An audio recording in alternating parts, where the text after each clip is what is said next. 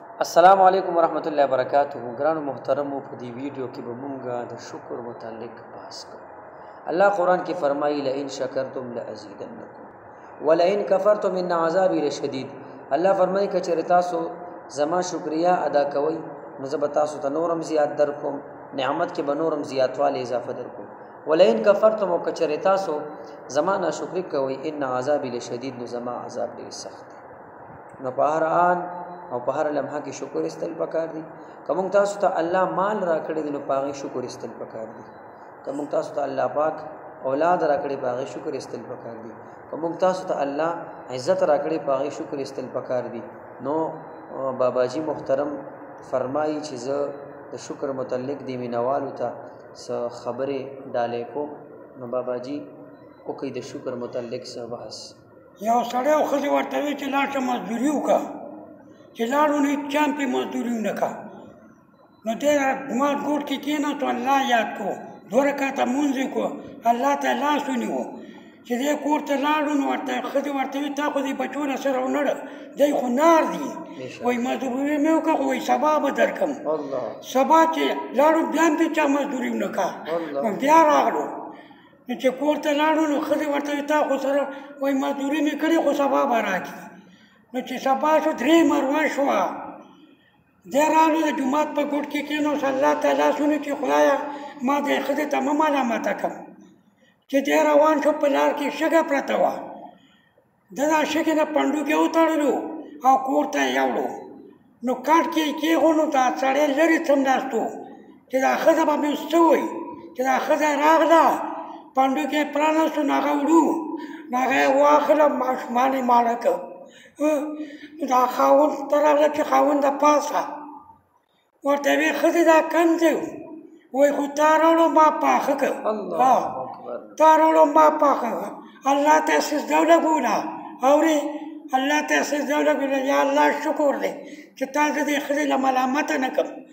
الله هر څه کولی شي، اورې ځان خلک. یو سړی و پنیر کې اودس کولو، یو بویا پرې راغله، موبایل خوسه چې حلال وي نو حرام ونه دغه کوو، اورې نو هغه څه چل وکړه، بویا یې واخیستو، پنیر روان شو. چې روان شو د باغ مالک په باغ کې ناست و، ورته یې ویل ستا د دې باغ نه یو بویا راغلی ما ته چک والی، ما له بخښنه وکړه. وایي نه بخښم، وایي نه بخښم درته، وایي ستا غلامي ستا مزدوري به کوم خو دا راته راوبخ، دغه دنیا دغه ډېر سخت دی. وایي زما یو سوال دی که قبلیانو بخښم یې درته. وایي څه سوال دی؟ وایي زما یو لور ده په سترګو ړنده ده، په غوږونو کڼه، ټولې ورته حال وې. وایي که دا قبلیانو بس دا درته بخښم نو هغه قبوله کړه. واده یې جوړ شو، چې کوم وړو میاشت شپه شوه نو دې کور ته چې تلو، چې دروازه کې وکته چې دې ښځې له وکتو نو 15مې سپوږمۍ غوندې پکار یې کوي. نو دې خاوند ته یې ویل چې راځه چې تا له زما پلار څه ویلي هغه ټیک ویلي، زه چې پیدا شویم د دې کور نه نه یم وتی، نه مې د پردي سړي اواز اورېدلی دی چې تا له ما د پلار څه ویلي هغه ټیک ویلي.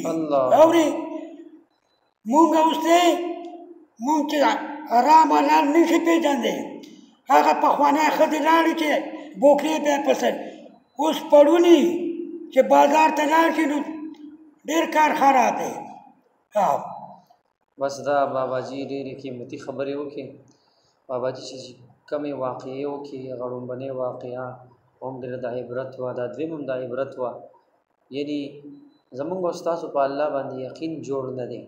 که چېرې زمونږ او ستاسو په الله باندې یقین جوړ شو او په موږ باندې څه مشکل حالات راځي او موږ د الله کور ته متوجه کېږو او الله ته جاړو، نو الله به زمونږ ډېر هر څه به الله زمونږ قبول کړي.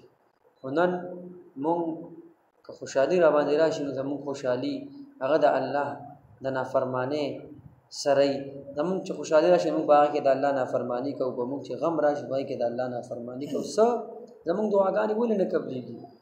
نو زمونږ په الله یقین نشته. الله دې مونږ ته یقین پوخ را نصیب کړي او الله دا بابا چې کومې خبرې وکړي الله دې مونږ ته په دې د عمل کولو توفیق راکړي او کم ځای کې چې الله مو خو آباد لره